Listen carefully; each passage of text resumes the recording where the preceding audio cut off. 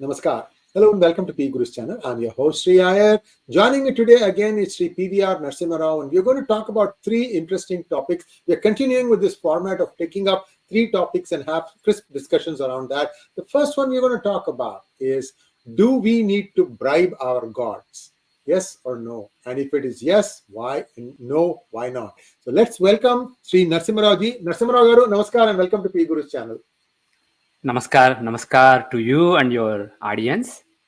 That's a great question. Normally, the attitude of laymen when they're doing pujas or when they're going to temple or when they're praying to God is that I'm doing this for God and God will give me something in return. So it's almost like a bribe to God. And this is actually more prevalent in non-Hindu religions. Some of the modern religions that came in Kali Yuga, I pray so God will give it to me. And my God is better than other gods. So because I'm praying to this God instead of other gods, I will get what I want. The thing is, if you really understand the essence of Sanatana Dharma, understand the essence of the teachings of rishis, whatever you are offering to God, whatever materials you are offering to God, even whatever thoughts you are offering to God, are basically gods. We say that God is the doer of everything. We are just mere instruments. God is using all of us as instruments. So from that perspective, how can you bribe somebody with his own money or her own money? So it's not really, but the thing is, it's an interesting perspective to have. When somebody is starting off, having some faith that if I do this, I'll get something in return is not bad. For example, if a father or mother wants to discipline the children and want children to get good habits, they may have some incentives. If you finish your homework before 6 o'clock, I'll give you a chocolate, like that basically. So if you engage in some good behavior that is beneficial to you, then you may get something in return. So sometimes some people with innocence or people who are at the beginning of their sadhana, they may be rewarded for the prayers that they do. But in the end, what we have to realize is we are nobody to bribe God. God basically, God owns everything. And what we need to do is we need to have the attitude that God is the doer. Then whatever we do, we'll be able to do the best job that we can do and not worry about what has the water under bridge and focus always on the current time and put in the best effort in what we are doing. Now, another perspective, when you do a prayer, you are contemplating a particular devata, a particular form of the divine. When you're talking about Brahman is formless, but the thing is, normally when we are praying, you're praying to say a particular form, whether it's Ganapati or Saraswati or Lakshmi or Shiva. That God has a set of qualities. So you are thinking of those qualities. You are thinking that presence is there, that God is there in front of you in the Mukti that you are using or in the fire that you are using for Havan. You imagine that God is there and think of the qualities of the God. So as you do that more and more, those qualities resonate with you and you basically imbibe some of those qualities and you become a little bit like that devata. If you are worshipping, for example, Durga or Kartikeya, you become more energy, more fearless, more brave. If you are worshipping Hanuman, you may become brave and also humble. Like that, there are different qualities. So from that perspective, it is not enough to just pray to God. Think of the qualities that the God represents. Then those qualities also exist within us. And those qualities become stronger. And that is really how, whether you're praying to Hanuman or Kartikeya or Durga or Vishnu, that aspect of the devata within you gets strengthened. And whatever the devata stands for, whether it's bravery or balance, dharma, whatever the devata represents, you will become a channel for the devata. Now, one more small point before I conclude. The supreme being, the cosmic supreme being, Bhagavan or Ishvara or Brahman, does not need, or Paramapurusha, does not really need anything. Everything belongs to him or her. But the thing is, various specific forms, they need things. There is a lot of give and take between various devatas and various beings. When you come down from Brahman to forms, the world, the dual world of duality, so they need people who implement their agenda, whatever Vishnu stands for, whatever Durga stands for. Those devatas need people who become their vessels, their instruments, and implement their agenda. So from that perspective, when you worship a particular devata, you are forming a connection, and as you form that connection, the devata starts working through you. So it is a mutually beneficial relationship. You get something in return, but also the god's agenda, that particular devata's agenda, you are becoming an instrument to fulfill. So these are different angles to basically put it in perspective. This is a really loaded topic, but I try to cover a few interesting aspects related to it. Thank you so much. And let's move on to our next topic. And that is, sometimes, we keep facing adversity in life, and we go and talk to some of our elders, our parents, maybe if they're alive, and say, why am I going through all this? And sometimes they'll give us words of encouragement. At one point, somebody will say, this is your karma. What is happening to you is your karma. And then you say, no, I have not done anything bad, knowingly or unknowingly, to anyone. Why am I having this karma? Why am I having this? So, Narasimha Rao ji, the question here is, are you going to say that this is my fate and give up? Or is there a way you can do some parihara to that? Okay, so destiny versus free will. Yes. Destiny is real. Destiny is real. Everybody has a destiny. And even if you haven't done anything bad, as far as you remember, still, first of all, without realizing, we do a lot of harm to a lot of people. We don't even realize it. So that's a fact. But the thing is, let's say that you're very, very aware of yourself, and you never hurt anybody. You never interacted with anyone. You never hurt anyone. Still, you have so many past lives. So in one of the previous lives, you may have hurt someone. You may have done a terrible karma. So whatever is coming our way now is basically a result of our own actions. That is an indisputable truth. But the thing is, normally people ask, then is the person who's doing bad to me justified?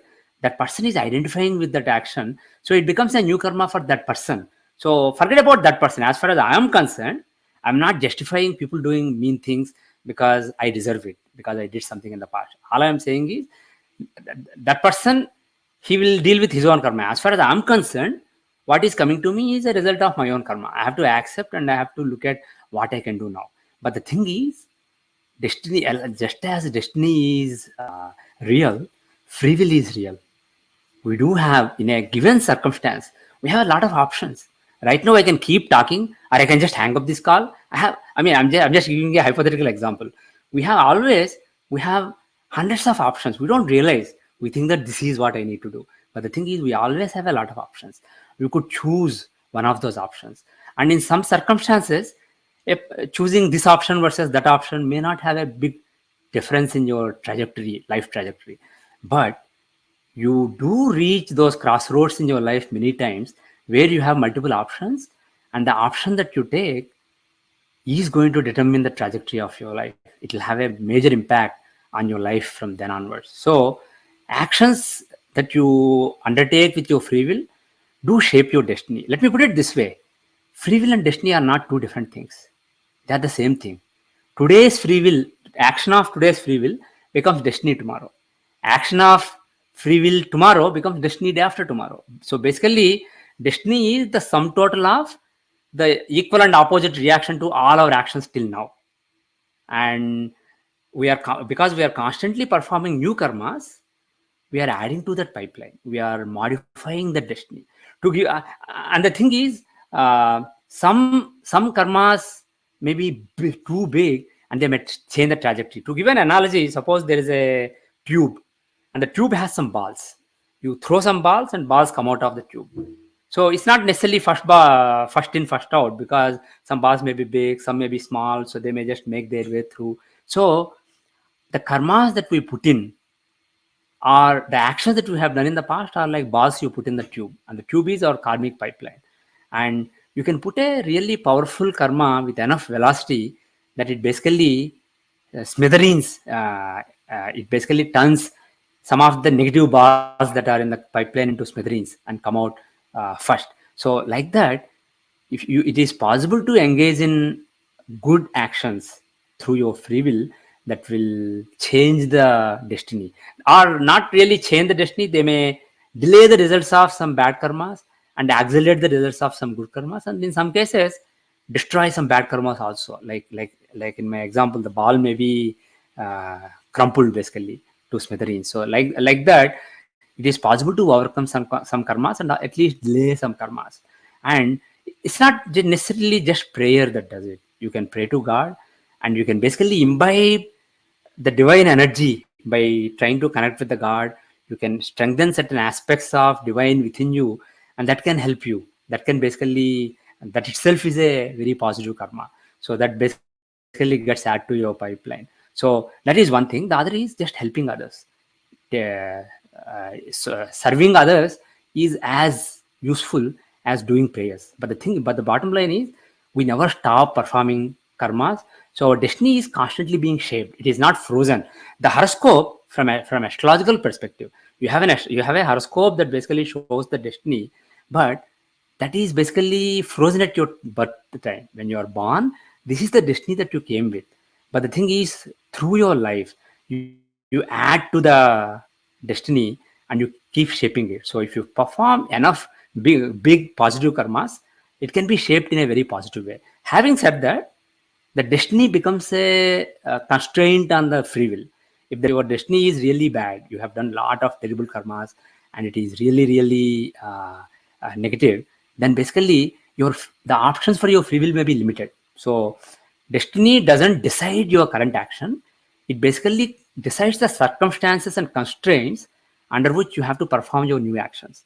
And the new actions are completely decided by the free will. And how many options free will has is determined by how powerful your destiny is, how positive or negative your destiny is. So it's a delicate dance.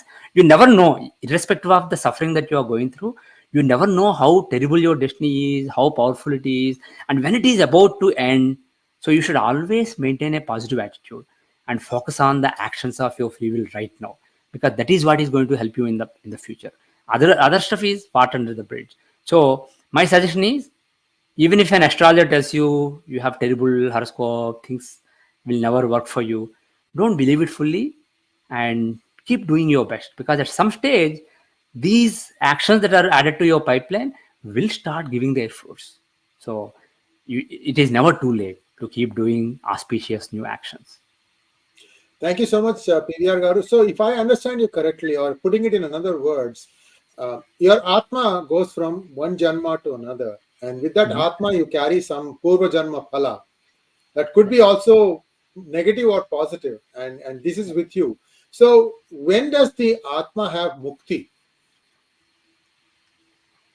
When Atma has Mukti. So what rishis have taught in various scriptures is, you become liberated when your attachment with the actions that you are performing right now is basically completely gone. Just like when the electricity is turned off to a fan, the fan is still moving, but basically it is slowing down. Like that, you keep performing actions based on the momentum you have from past, but you don't identify with the action. You don't think like, I'm doing it, so it must be a good action. I'm hurting this person, so he must be an evil person.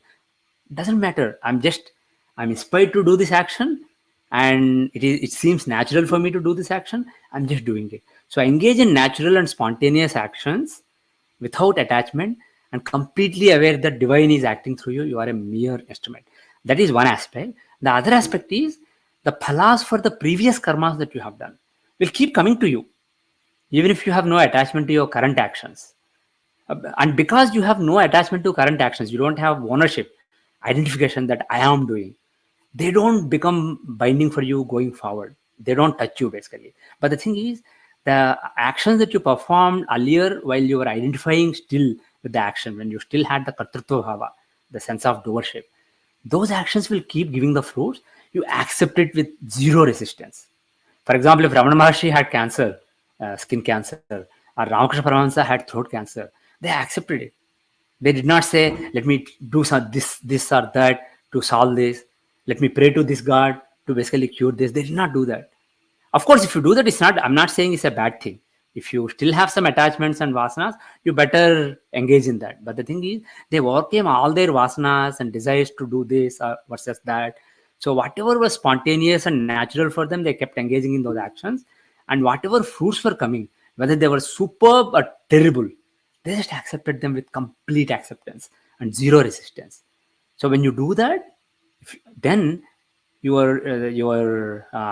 karmas that are earmarked to give the results in this life will be finished, and eventually you become mukta, either videha mukti or jivan mukti. But that is basically the definition of mukti given in the shastras. No identification with actions, complete acceptance.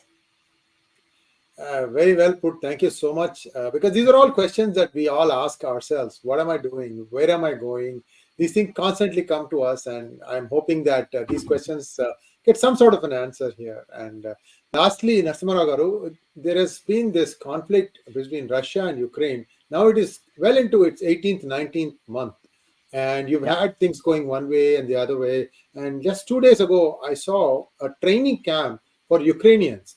Not one person was less than 55 years of age or 60 years of age. So essentially, they have run out of soldiers. This is one side. We also know Russia has similar problems. So if they don't even have able-bodied men, they're continuing to fight. Any idea, any insights on when this is going to end? Yeah, soon after October 7, soon after the focus turned to Israel, and also US Congress did not renew funding for the Ukraine war, there was speculation among experts that Ukraine war is just a few weeks now. It will end in a few weeks because there's no way without US support, there's no way Ukraine can continue the effort. And also, after the Israel war broke out, soon after the Congress decision, basically people decided, okay, there's some action in the Middle East now, and the focus is going to be there. So Ukraine is not going to get US attention. But unfortunately, when I look at it astrologically, based on some mundane charts of the Lunar New Year chart, etc., of Ukraine and Russia, in the case of Ukraine, we also have the formation chart like India's chart. So looking at those charts and looking at the next few years, next couple of years, unfortunately, I don't see an end in sight. And overall, from a long-term perspective, this decade is the decade of slowly conflicts starting and snowballing rather than conflicts ending. This is a period when multiple conflicts start and they all converge towards a major confrontation between the world powers towards the end of this decade. So that is one way to look at it. The other way to look at it is looking at the annual charts of Ukraine and also Russia. I'm afraid they will be mired in this conflict for more time. The fortune may swing. For a while, Russia may take over a lot of land, and for a while, Ukraine may liberate some of those land. And again, Ukraine may become weak, and Russia may take over. But I'm afraid this war will keep on going. In the next few weeks, there are some indications that there will be some efforts towards peace deal. There may be some momentum we see towards peace deal. But my fear is this may not be a genuine effort, and this may just be a stalling tactic. And also, some European powers may step in and fill in the gap while US basically is unable to arrange for aid to Ukraine. So somehow or the other, they will keep getting what they need, and somehow or the other, they will keep fighting. And also, eventually, sometime next year, early next year, particularly definitely in the spring time frame, the US deep state and the military-industrial complex will really make nice moves that will unblock this. And I'm afraid that Ukraine war will go on. I'm afraid there is no end in sight. There was a window of opportunity early on in the first year, but that window of opportunity was unfortunately lost. Astrologically, basically. See, astrology only shows the possibilities, the circumstances, but the free will of various people that are involved is the final determining factor. But there was a window of opportunity early on last year, but I'm afraid that window has closed. And I'm afraid, at least for the foreseeable future, I have looked at the next year or so, next 10 months or so, I don't really see an end in sight in these 10 months. Even when there may be some positive signs, basically, they will not fructify completely. So I'm afraid this war will go on for more time, and people of Ukraine and Russia have to suffer more for longer times. Thank you so much, Narasimha Rao Garu. And as always, very refreshing look at various topics. These are all things that we come across in our normal day-to-day lives. and you're really enriching our lives by giving us these deep insights. And viewers, please like, share, and subscribe to our channel. Don't forget to click on the bell button for notifications. Namaskar. Namaskar.